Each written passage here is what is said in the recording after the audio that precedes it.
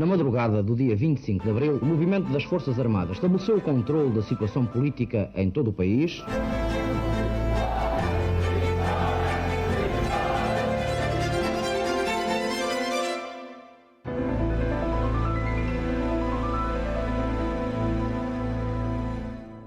Olá, bem-vindos a mais um episódio de A História Repete-se, com Henrique Monteiro. Olá, Henrique. Olá, Lourenço.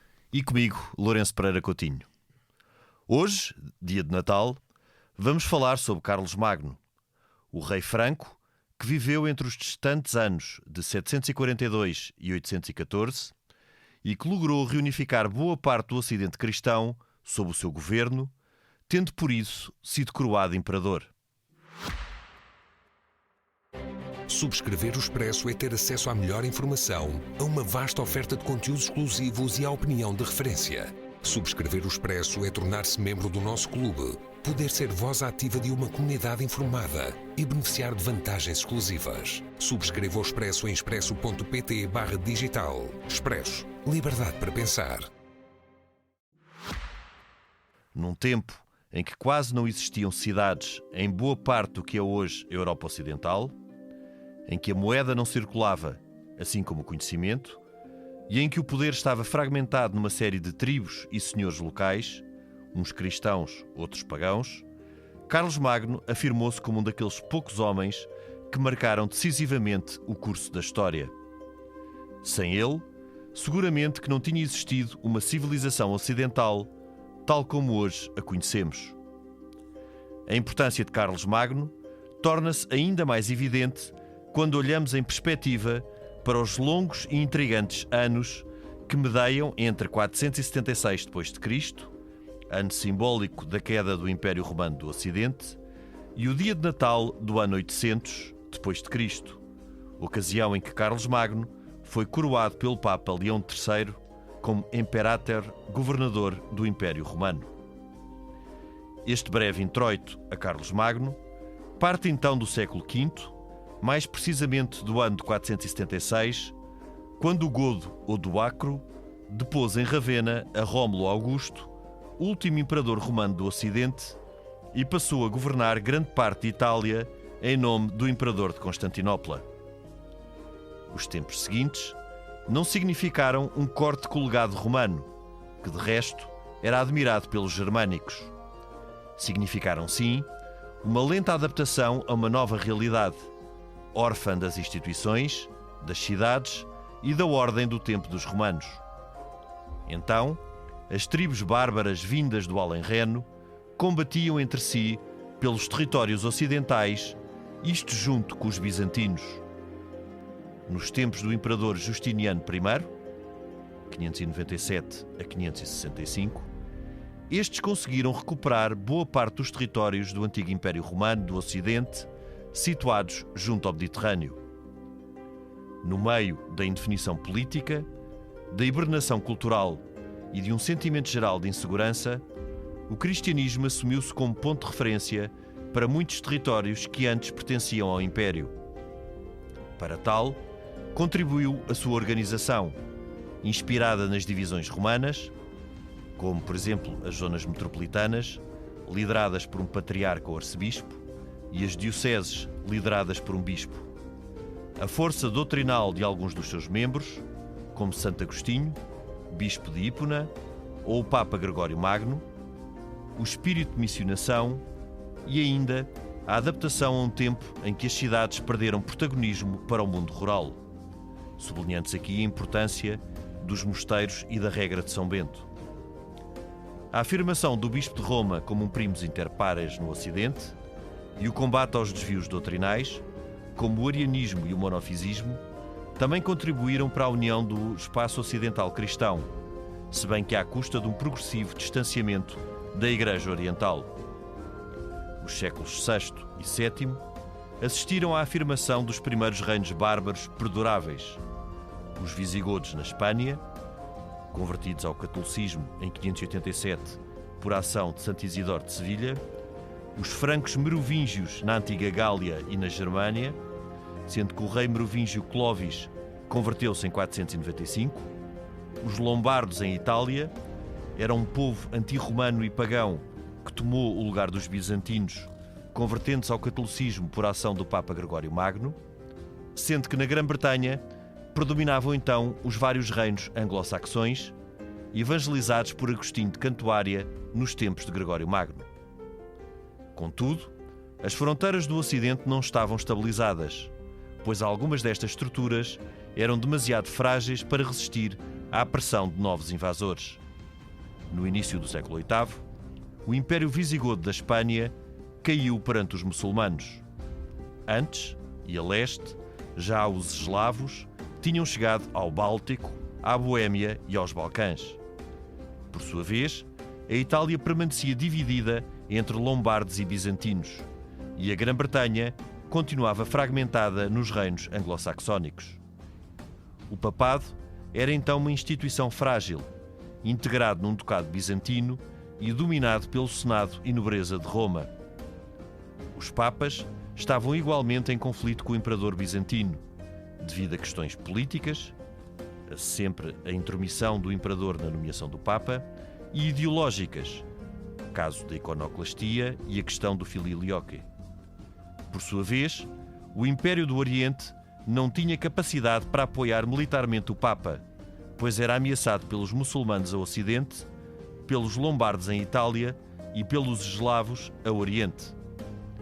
Apesar da fraqueza dos seus reis, os francos eram assim o único povo bárbaro a quem o Papa poderia apelar. No início do século VIII, os maiordomos, ou mordomos, dos reis merovingios, oriundos da Austrásia, concentravam já o poder político e militar entre os francos. Carlos Martel, filho legítimo de Pepino II, exerceu o seu poder sobre os reinos francos da Neustria, Austrásia e Borgonha e conteve o avanço muçulmano pela Europa transpirenaica, vencendo-os na Batalha de Poitiers em 732. Em 754, o Papa Estevão II pediu auxílio a Pepino, o Breve, filho de Carlos Martel, para suster a ameaça dos lombardos. Em troca do apoio de Pepino, o Papa sagrou o rei dos francos. Por sua vez, este concedeu ao Papa os territórios que conquistou aos lombardos e que seriam a base do Estado Pontifício. Iniciava-se assim a importante aliança entre o reino dos francos e o papado. Carlos Magno era um dos filhos de Pepino o Breve, que ganhou este cognome não por ser apressado ou ter vida curta, mas sim por ser de baixa estatura. Carlos Magno nasceu entre 743 e 748, provavelmente em Herstal, próximo da atual Liege. Em 768, a quando da morte do seu pai Pepino, tornou-se rei dos francos em conjunto com seu irmão, Carlomano. Este morreu em 771, à altura em que Carlos Magno usurpou a herança dos sobrinhos e ficou a governar sozinho o reino dos francos. Até ser coroado imperador, no ano 800, Carlos, rei dos francos, esteve praticamente sempre em guerra. Em 774, derrotou definitivamente os lombardos, sendo proclamado rei dos lombardos e patrício romano. 4 anos depois, em 778, passou os Pirineus e avançou contra o Emirado do Al-Andalus, sendo, porém, derrotado em Roncesvalles. Foi nesta altura que estabeleceu a chamada Marca Hispânica. O combate da vida de Carlos Magno foi, porém, contra os saxões, povo contra quem empreendeu 18 campanhas entre os anos de 772 e 800, forçando-os a converterem-se ao cristianismo. Pelo meio, em 796, o seu filho Pepino venceu os ávaros, povo turco-mongol que acumulava um imenso tesouro e ocupava a Panónia, um território além Danúbio. Nas vésperas do ano 800, Carlos Magno governava boa parte do Ocidente, com exceção das Ilhas Britânicas e da Península Ibérica. Tinha fomentado a manutenção e criação de mosteiros da regra beneditina, onde, para além das orações, os monges ocupavam o tempo a copiar o saber clássico numa escrita comum, a carolíngia, e a ensinar. Para governar um território tão vasto e separado por florestas densas, delegou poderes em condes palatinos que lhe eram fiéis e prestavam contas. Apesar do mundo ocidental ser então, à exceção de partes do Al-Andalus, um conjunto disperso de frágeis aglomerados populacionais pré-urbanos, Carlos Magno deu-lhe, pela primeira vez em séculos, um sentido de unidade. No ano 800, o Papa Leão III enfrentava a hostilidade dos patrícios romanos que ameaçavam cortar-lhe a língua e arrancar-lhe os olhos. Carlos Magno, defensor da importância do Bispo de Roma, correu assim em seu auxílio. Então, o Bispo de Roma estava ainda na dependência formal de Constantinopla, onde reinava uma mulher, a Imperatriz Irene. Este foi o pretexto para que Leão III tomasse a iniciativa de coroar Carlos Magno. Contudo, este intitulou-se Imperator, governador do Império Romano, e não Imperador dos Romanos, como já referido.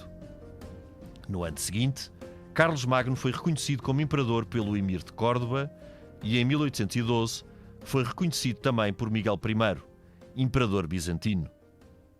A coroação da noite de Natal do ano 800 foi um momento simbólico que ilustra a importância histórica de Carlos Magno. 6 anos depois deste acontecimento, e de acordo com o costume germânico, o imperador dividiu os seus estados pelos filhos, Carlos, Pepino e Luís. Contudo, apenas Luís, dito piedoso, lhe iria sobreviver. Este não conseguiu manter a unidade do império, envolvendo-se em disputas com o clero, a nobreza e com os filhos, Carlos o Calvo, Luís o Germânico e Lutário. Em 843, estes dividiram o império do seu avô Carlos Magno na chamada Partilha de Verdun. Então, o Ocidente cristão era ainda uma estrutura frágil, mas os alicerces lançados e consolidados por Carlos Magno iriam permitir-lhe sobreviver. Henrique, esta é de facto uma história que se perde nas brumas do tempo. Depois da queda do Império Romano do Ocidente, em 476, não há nenhuma figura marcante até à chegada de Carlos Magno. Talvez o Imperador Justiniano I, Sim, o Imperador bizantino. Tem o código Justiniano. O código de leis, não é? E há o Carlos Martel, que era avô do Carlos Magno, que derrota os muçulmanos, ou os mouros, não era? Na altura não se falava de muçulmanos. Quer dizer, mouros também não eram mouros. Derrota os islâmicos em Poitiers. Eram assim as grandes figuras. O que é que o Carlos Magno tem que eles não têm? O Carlos Magno, por algum motivo, o Carlos Magno foi durante muitos anos, ainda hoje é considerado o pai da Europa, não é? Pater Europae. Porque é o pai da Europa, porque é ele que define o conjunto da Europa. A Europa é uma coisa difícil de definir. Há uma mitologia grega com o rapto de Zeus, mascarado de touro, que rapta a Europa, que era uma semideusa e tal. Mas, quer dizer, a Europa, na verdade, é uma península da Eurásia. Sim, não há nada. Extremo. É um extremo daquele grande continente que vai desde o Cabo da Roca até lá Vladivostok e a China e por ali fora e a Mongólia. E, portanto, ele é o pai da Europa porque ele constrói a Europa à volta de quê? À volta do cristianismo. No fundo é isto. À volta do cristianismo. É de salientar que na altura, estamos a falar, portanto, ele é coroado em 800, exatamente 800, na altura não havia cisão ainda, que só em 1054 é que passa a haver entre o Império Romano, entre a Igreja Ortodoxa Católica e a Igreja Católica Romana, não é? Até aí era tudo a mesma igreja, embora já com diferenças, já com, por exemplo, uma das razões porque o Papa de Roma, e atenção que o Papa de Roma era um bispo eleito pelos padres de Roma, que eram os cardeais, não era como agora. A gente não pode fazer e nesta altura ainda eram os patrícios romanos. Ainda eram os patrícios também, exatamente.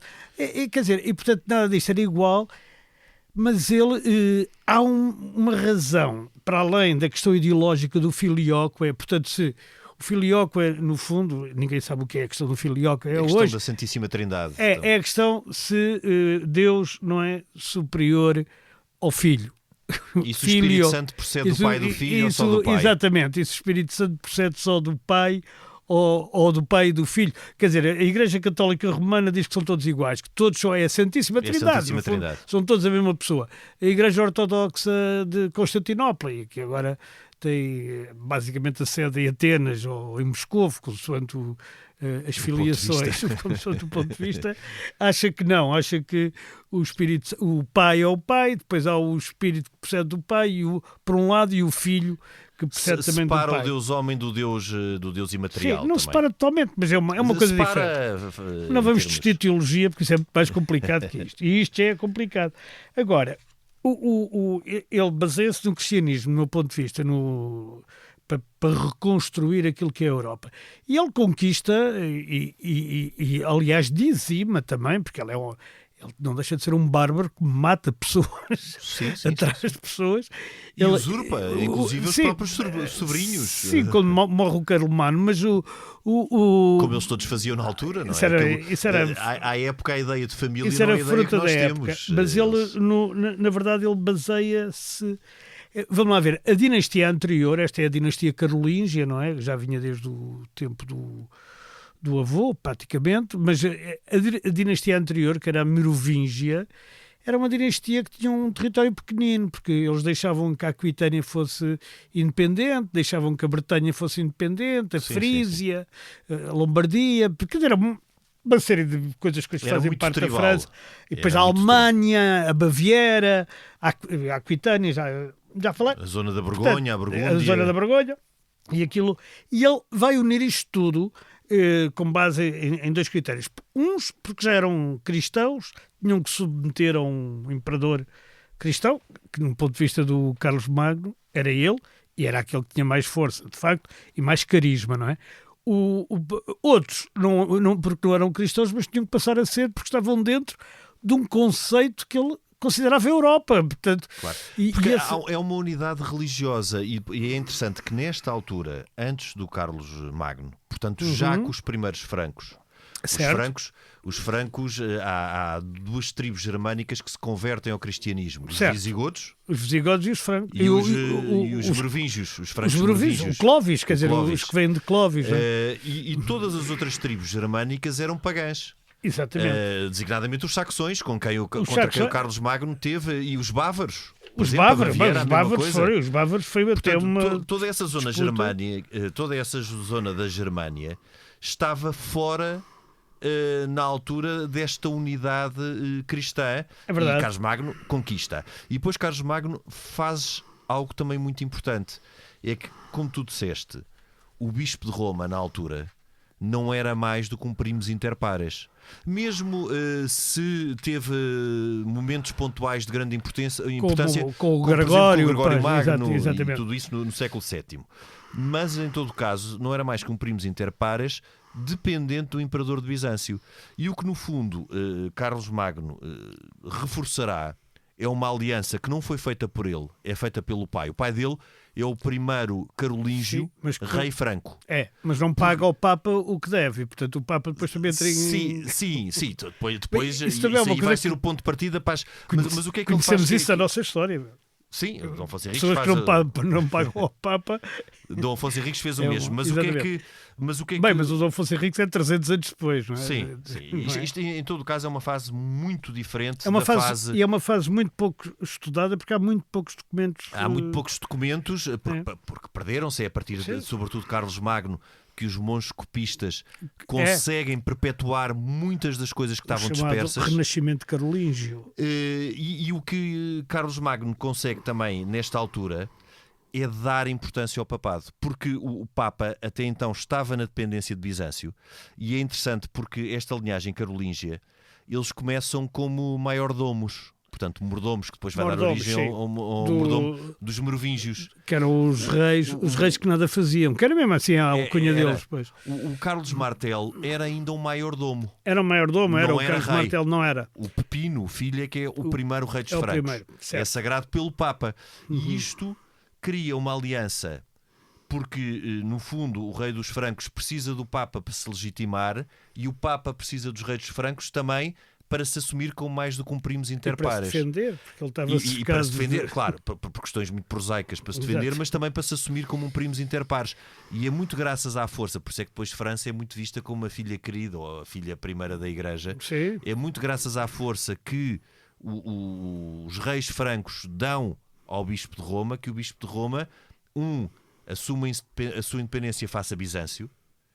2, ganha primazia no Ocidente cristão. No fundo, torna-se o grande patriarcado do Ocidente, como havia os patriarcados no Oriente. Exato, e daí vem o Sacro Império Romano-Germânico, que verdadeiramente só acaba no século XIX. Quer dizer, ele depois passa mais para o lado da Alemanha, do que é hoje a Alemanha e a França. Sim, depois... É um reino já completamente estabelecido, mas aquela ideia dos duques, príncipes, condes, marqueses, não sei quantos e tal, que existia nesta altura, mantém-se de certa forma, vai-se mantendo do lado do Reno, não é? Do Reno. No caso, depois da morte do Carlos Magno, o Império... Ele separa-se em 3.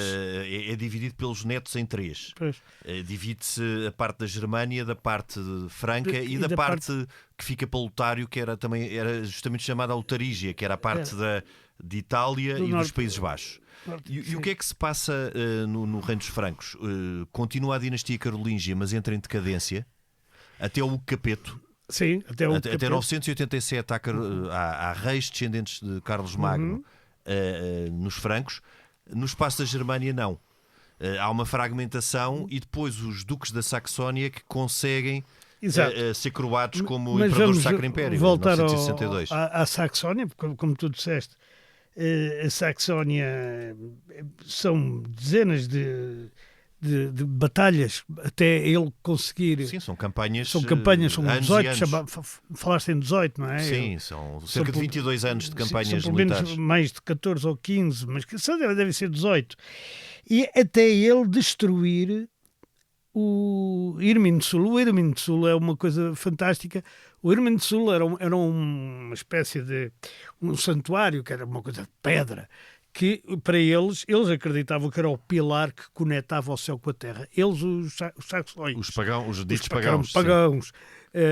E eles acreditavam que aquilo conectava o céu e a terra. O Carlos Magno destrói isso bem, quer dizer, isto é o que ele destruiu patrimonialmente, porque as vidas humanas foi ao pontapé. E depois, e é uma coisa curiosa, que ele de tal forma destrói os saxões, até porque é curioso também que o cristianismo entra nos germânicos relativamente de forma pacífica.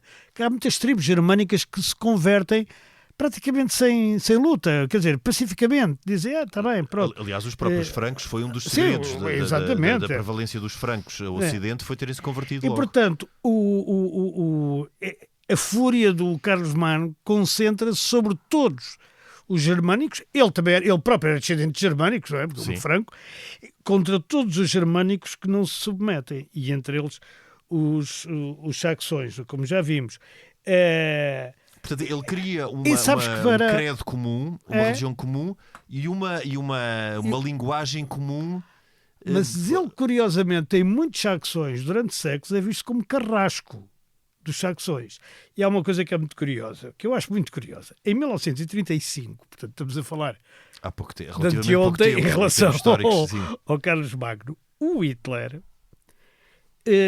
recupera uma formação de pedras, que é uma coisa entre Karnak e Stonehenge, que era assim, uma daquelas formações de pedras, okay? E chama-lhe o Sachsenhain, que no fundo era o quê? É um monumento à resistência dos saxões em relação ao Carlos Magno, que é o Hitler. E isso, sabes que isso ainda hoje na Alemanha ainda é um monumento nacional, ainda vai lá muita gente visitar. Sim. Portanto, isto é perto de Bremen, é no sítio onde foi a grande batalha em que os saxões são finalmente derrotados, que é Verden. Não tem nada a ver, Bremen e Verden são palavras parecidas, mas é verdade que ainda lá está o monumento. Porque quer dizer, simboliza a cultura germânica, eventualmente. E explica como o Hitler veio falar de uma raça pura e de uma raça ariana e de uma raça não sei quantos, apelando a coisas com 1300 anos, Exato. já não, 1400 anos na altura. Pré-derrota face a Carlos Pronto. Magno. Sim. E há outra coisa que o Carlos Magno nunca conseguiu, que foi a Península Ibérica. Ele tinha a ideia de conquistar a Península Ibérica também. Sim, sim. Porque ele não queria deixar a Península Ibérica fora da Europa. Mas ele, verdadeiramente, ele perde em Roncesvalles, já disseste isso. Curiosamente, em Roncesvalles, quem é que participa em Roncesvalles, que mais tarde se torna um grande herói na historiografia e na poética e na literatura? O Rolando. A canção de Rolando. Com a canção de Rolando. Mas ele, E batido pelos próprios bascos. pelos bascos. São os bascos que derrotam o Carlos Magno, que também não deixa de ser engraçado. Sim, porque... mas ele aqui encontra uma estrutura política com força, não é? O Emirado de Córdoba, nem por sombras... Mas os bascos não são propriamente não, súbditos do Emirado de Córdoba. Não, mas muito dificilmente ele Sim. conseguiria... Quer dizer, não é muito dificilmente, porque isto é especulação. Ele teria capacidade para controlar na altura toda a Península Ibérica, porque grande parte da península... Estava dividido também. Estava com o Emirado de Córdoba. Ele, naquela zona da Europa Central, é que de facto, e até porque é algo que nós que é um elemento importante a pormos aqui, que é a questão geográfica, que é a questão da forma como os povos invasores avançam pelas estepes e depois têm muito mais dificuldade em avançar nas montanhas. A partir e florestas. E florestas, mas é as montanhas da atual com Alemanha. florestas. Como a sul e no espaço da península, se é certo que a floresta no tempo medieval e os pântanos e as florestas também dominavam grande parte da paisagem, mas o sul tinha um tipo de paisagem diferente, não é? O Mediterrâneo era diferente destas zonas germânicas de floresta. Basta olhar para o Alentejo e para o norte de Portugal para perceber isso. E o mundo nesta altura de Carlos Magno é impressionante o que ele conseguiu. Até a nível da unidade administrativa depois do que foi a zona que ele governou. As marcas que ainda hoje subsistem. Ele estabelece as marcas, não só a marca hispânica, como por exemplo a Dinamarca. A marca Danmark, a Österreich, que é uma marca também, que é da Áustria. Sim, a marca da Áustria contra. E repara. São todas estas marcas, mas, portanto, Henrique, só aqui para dizer esta parte do que foi o governo dele e a parte importante administrativa. É que nós estamos a falar de um período pré-urbano. Quando falamos do tempo medieval, por exemplo, já daqueles reis medievais, ou mesmo no tempo de Dom Afonso Henriques, já estamos a falar numa altura em que o elemento urbano era determinante. O renascimento urbano surge a partir do século XII, século XIII. Mas no século VIII, as cidades, sobretudo nestas áreas do que é hoje França ou Alemanha, eram incipientes. Já havia cidades importantes. Importantes, quer dizer, mas era um mundo que não estava alicerçado no elemento urbano. Certo, mas por exemplo, ele quis sempre tomar Saragossa. E nunca conseguiu. Mas é que Saragossa era muito importante, porque era no Rio Ebro e, portanto, sim, tinha mas ali... isso, a sul, existiam cidades importantes, Córdoba, Sevilha, não, Saragossa Lisboa, não é bem a sul, é Saragossa, Navarra. Sim, mas aí eram Pamplona. Aragão, não é nada Pamplona era importante, mas isso no espaço peninsular. Pamplona, ele saqueia Pamplona completamente e depois quando é batido a seguir a isso, pelos vascões. Mas no espaço no espaço transpirinaico, entre aquela zona que era o mundo de Carlos Magno, do que é atualmente a França, o que podemos dizer os Países Baixos, o norte de Itália e a Alemanha, as cidades eram bastante incipientes. No norte de Itália já não, porque Ravenna e havia outras cidades. Já havia outras. Milão, mas sobretudo neste espaço.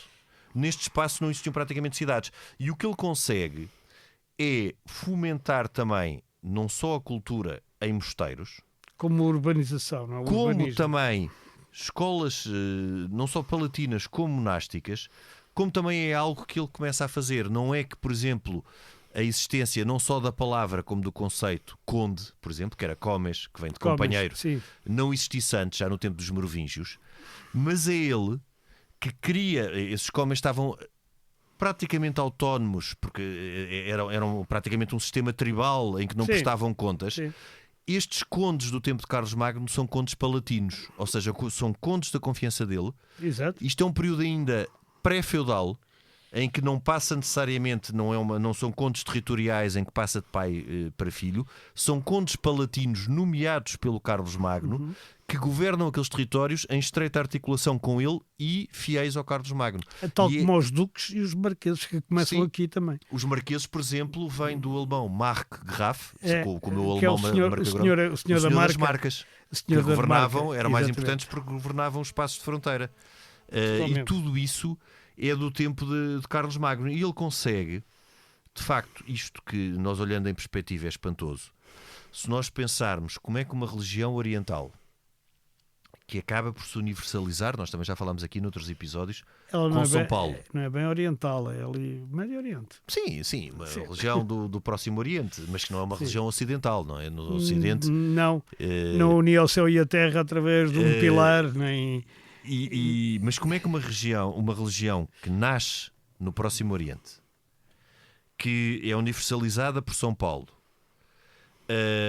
e que durante todo este tempo sobrevive ali em mosteiros, ameaçada por tudo o que eram estas tribos que iam invadindo o mundo ocidental, sendo que duas se convertem, os visigodos e os francos, consegue... E os celtas também, porque não te esqueças da Irlanda. Celtas, sim, os celtas, sim, mas os celtas depois é com São Patrício, não é? O St. Patrick. O St. Patrick, sim, está bem, mas são muito importantes. Importantíssimos. No Renascimento cristão. Sim, mas aqui falando mais neste... Ao sul.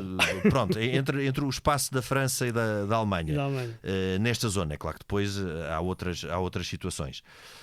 Mas como é que esta zona depois acaba por chegar ao tempo carolíngio, portanto Carlos Martel, Pepino, Carlos Magno, e sobretudo estas três gerações, de Carlos Martel ao seu neto Carlos Magno, são absolutamente cruciais, não só para fazer o papado passar de um primus inter pares para essa grande figura, para esse grande patriarca do Ocidente cristão, como para unificar todas estas tribos germânicas que tinham uma religião e costumes completamente diferentes em torno de uma religião que vem do Próximo Oriente. Lourenço, é extraordinário pensar nisto. É extraordinário, mas é por isso que a gente chama cultura judaico-cristã ainda hoje a nossa, porque ela tem duas componentes que são fundamentais.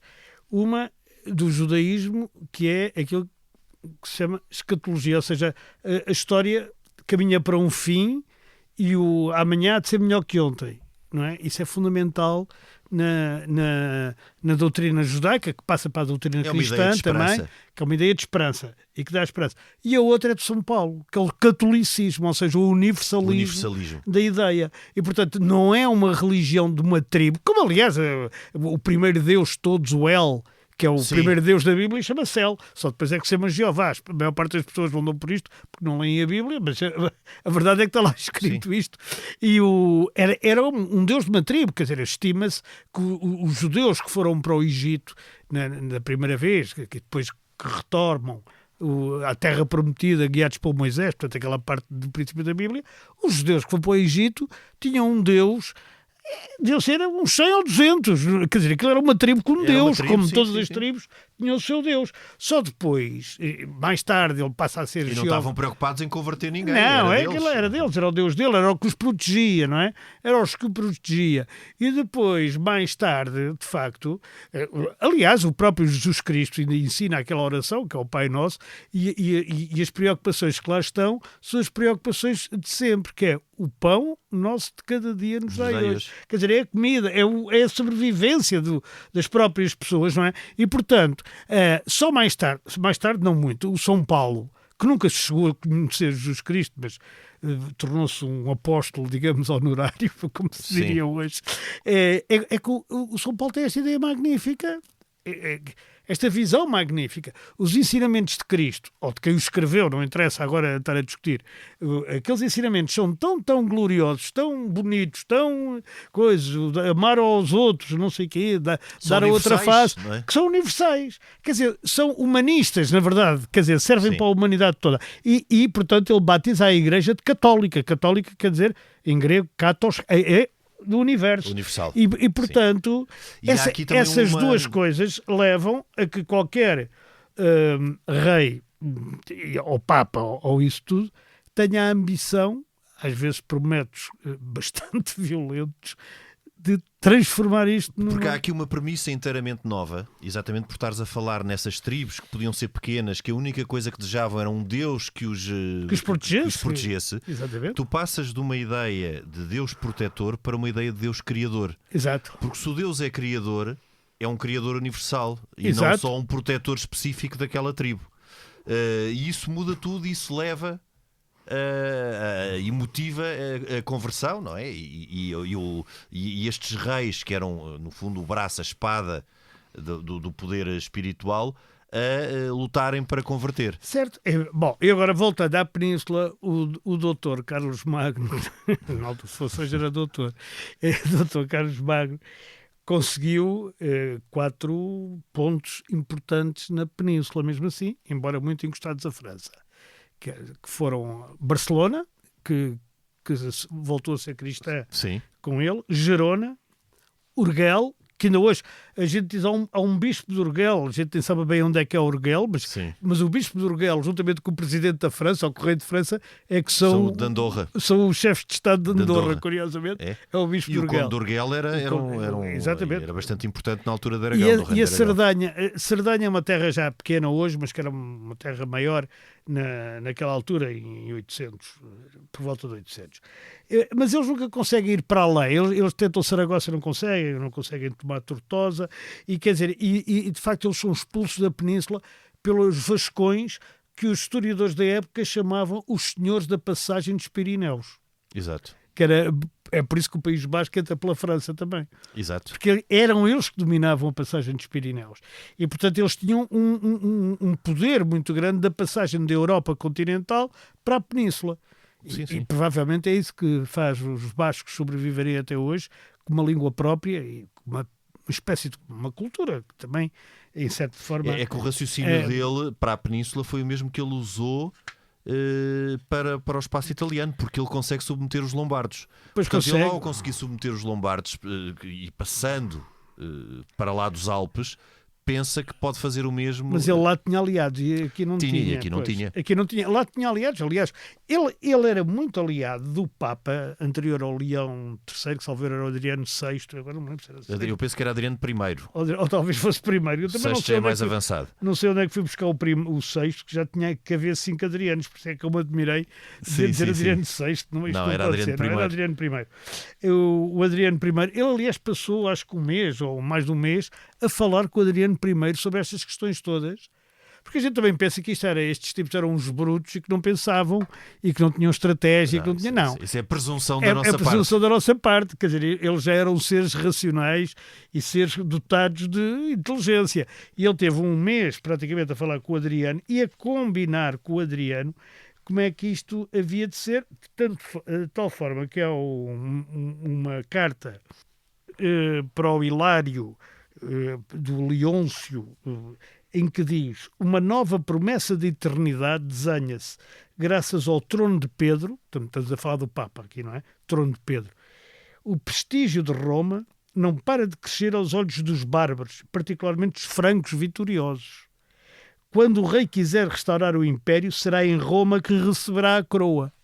Pois. Como vês, ele aqui ainda não tinha acontecido, mas ele prevê isto. Porquê?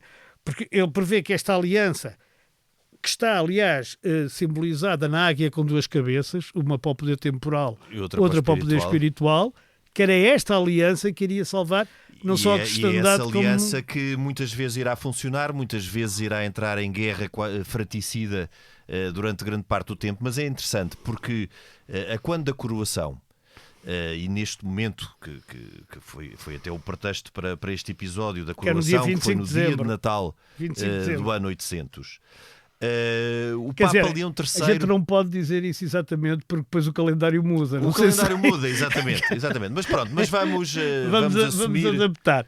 É só para não vir depois um daqueles ouvintes dizer que o calendário mudou depois com o Dinírios e o Isidro, do Juliano para o Gregoriano, e portanto não é exatamente o mesmo dia. Não. Exato, mas tirando isso, como imagem no dia de Natal do ano 800, o Papa de facto estava, mais uma vez, bastante fragilizado porque ameaçado pelos patrícios romanos, que o ameaçaram até de coisas muito pouco simpáticas, como tirarem-lhe olhos.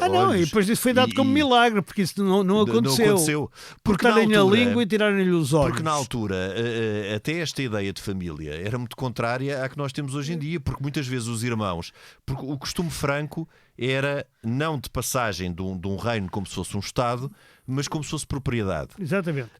E o costume franco era de divisão pelos filhos. Pelos filhos, exato. E, portanto, todos os irmãos eram competidores. Aliás, assumem-se durante bastante tempo. Até aqui em Portugal aconteceu, no princípio da primeira dinastia, os irmãos segundos dos reis afrontarem os reis exatamente por quererem parte do território. Mas o homem que... Mas só para dizer desta parte da coroação. E Leão III, quando chama Carlos Magno a Roma, e Carlos Magno impõe a sua força, impõe a sua presença e consegue libertar o Papa desta pressão dos patrícios romanos, algumas fontes dizem que o próprio Carlos Magno, mas isso tem que ser visto com algum cuidado, não estava à espera de ser coroado.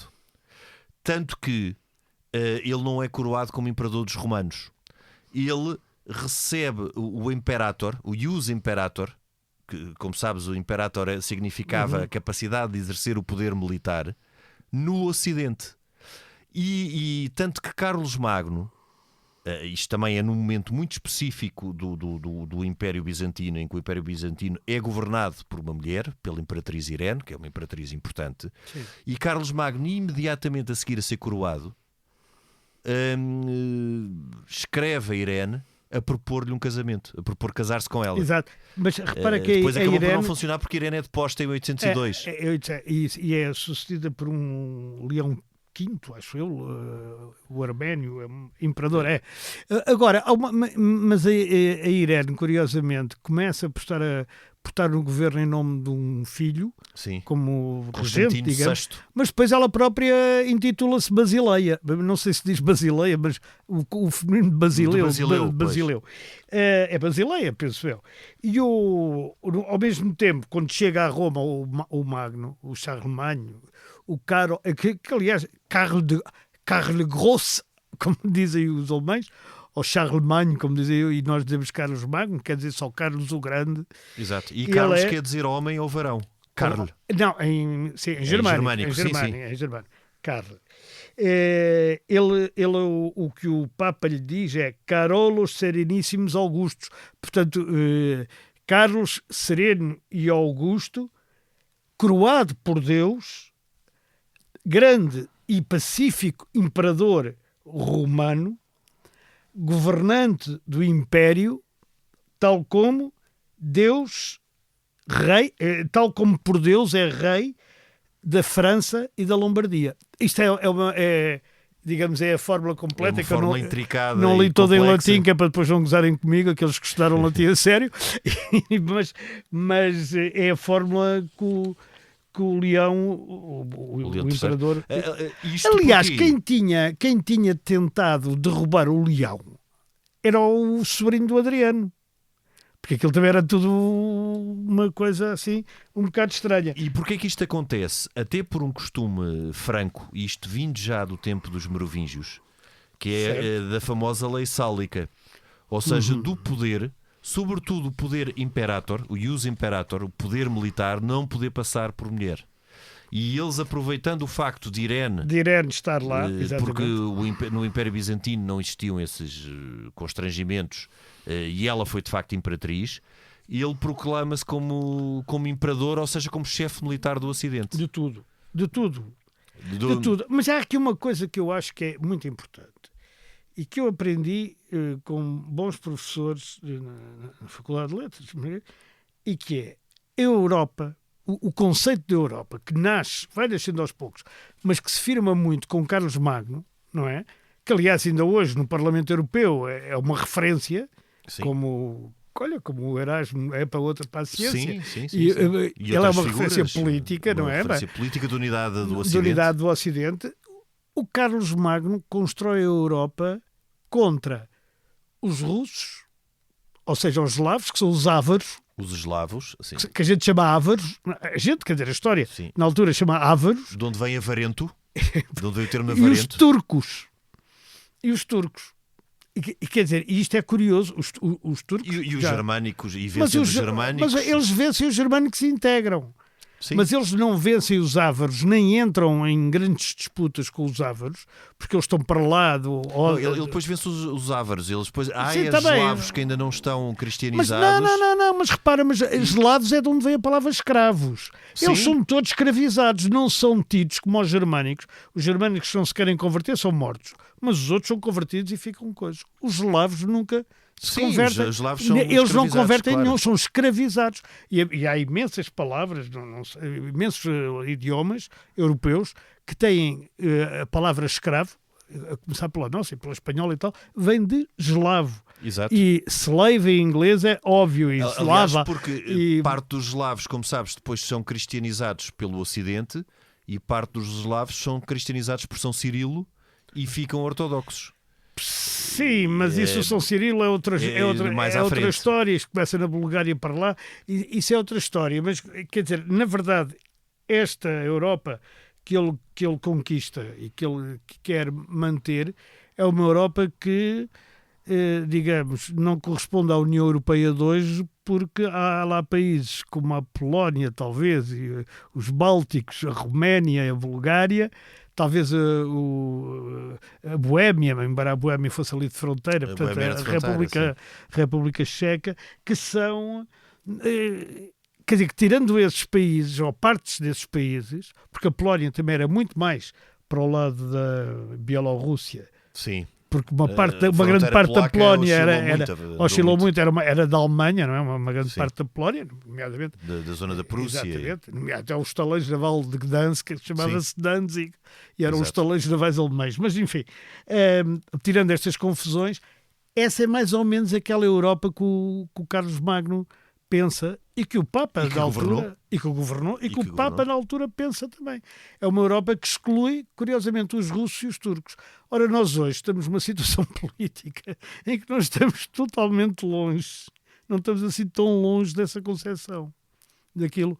O que a Europa, os russos estão excluídos, os turcos estão ao meio da ponte, mas mais para o lado de lá do que para o lado de cá. Não é? Agora já no plano dos conceitos, e apenas uma abstração, Europa é um conceito mais lato que o Ocidente. O Ocidente é mais específico. O Ocidente é geopolítico completamente. É geopolítico. Não tem a Europa geografia. É um conceito com outra É geográfico. latitude. Vai do, como dizia o Charles de Gaulle, aliás, vai do Atlântico aos Urais. Exato. Portanto, permite uma latitude diferente, não é? Sim, mas os Urais também acabam ali, depois pelo sul, não sabes o que é que acontece naqueles canatos. Aqueles canatos todos, também tem uma história intricada. Os turcomenistões e cazaquistões e vai assim. A gente já nem sabe quando é que alguns são da Europa porque vão ao Festival da Eurovisão e jogam na UEFA, não é? Outros não são porque já são da Ásia. A gente não sabe muito bem onde é que é essa fronteira. Mas, de qualquer forma, o Carlos Magno é verdade que é o pai da Europa. Quer dizer, é o pai do conceito da Europa ele consegue criar ali um momento em que estanca um caminho irreversível para uma fragilidade e uma fragmentação. Exato. Porque mesmo que tivesse havido permanência de uma cultura clássica em mosteiros, sobretudo em mosteiros, porque o mundo urbano aqui, o Ocidente, de facto não tinha existência. Mas é uma estrutura muito frágil em que ele estagna esse caminho irreversível para a fragilidade, cria uma unidade alicerçada numa figura religiosa predominante no Ocidente, que é um patriarca, é o grande patriarca do Ocidente, que é o Bispo de Roma, que a partir daí ganha um protagonismo crescente e consegue, caso praticamente único para a altura, quando todas estas relações de governo eram estruturas de base tribal, como era a panágio dos germânicos, dar-lhes uma unidade e governar através de delegados. Sim. Delegados que lhe eram fiéis. Que são os condes e que são as dioceses. E culturalmente preservar um legado. E uniformizá-lo até através de uma escrita, porque nesta altura todas estas tribos falavam linguagens diferentes. Certo. Mesmo estas tribos francas, não havia uma língua franca comum. Agora, quer dizer, franca, passou a haver, mas não havia. Mas era o latim, todos estes francos, era o latim macarrónico, o latim bárbaro. Mas eles falavam também, muitos deles ainda falavam os dialetos. Agora, próprios. A letra é que passou a ser o carolíngio, é uma letra imposta nesta altura, imposta ainda bem nesta altura, permite que todos... Estás a dizer latim, a letra abecedário. A letra abecedária, sim, pois. O cursivo, não é? A forma cursiva da letra, que é latina, é a latina adaptada. É uma latina adaptada, mas que torna possível uma leitura comum em todo este Sim, como espaço. o São Cirilo depois impõe no Oriente o grego adaptado, cirílico, que é o grego adaptado exatamente. também. Exatamente. Por isso também foi imprescindível e sem dúvida que não é muito curial nem justo estarmos a atribuir só a uma ou duas figuras um protagonismo excessivo. No caso de Carlos Magno é merecido, porque de facto, se não fosse Carlos Magno, a história do Ocidente tinha sido muito diferente. Ele foi uma figura... Ou então havia o outro, como dizia o professor meu, se não fosse ele, tinha sido outro, eventualmente. É possível, porque eventualmente, mas não tinha sido naquela altura. Isso é uma forma de olhar para a história que não se pode ter, não é? Exato. Não, mas que Carlos Magno teve uma ação... Não, que ele foi fundamental. Se tu riscares Carlos Magno da história, a história... Não faz sentido, quer dizer, não pode passar do que era para o que foi. Enquanto se riscares outras figuras, outros reis, outros soberanos, outros papas, a história continuaria. Sem Carlos Magno, a história provavelmente teria sido diferente, com todo o grau, obviamente, de especulação que isto tem. Bom, e aproveitando o ensejo da coroação de Carlos Magno no dia de Natal, deseja bom Natal. Desejamos um ótimo Natal a todos os nossos ouvintes. E um próspero ano novo, embora a gente esteja cá também. E, embora nós voltemos a prosperar. No dia... tenhamos programa no dia 1 de janeiro. Henrique, um bom Natal para ti. Nós também até para a semana. A gravação e para o Gustavo. E para o Gustavo, também vou. A gravação e sonoplastia esteve a cargo de Gustavo Carvalho e Tomás Delfim. Boas festas também para eles. Nós voltamos na próxima semana, noutro tempo e noutro espaço.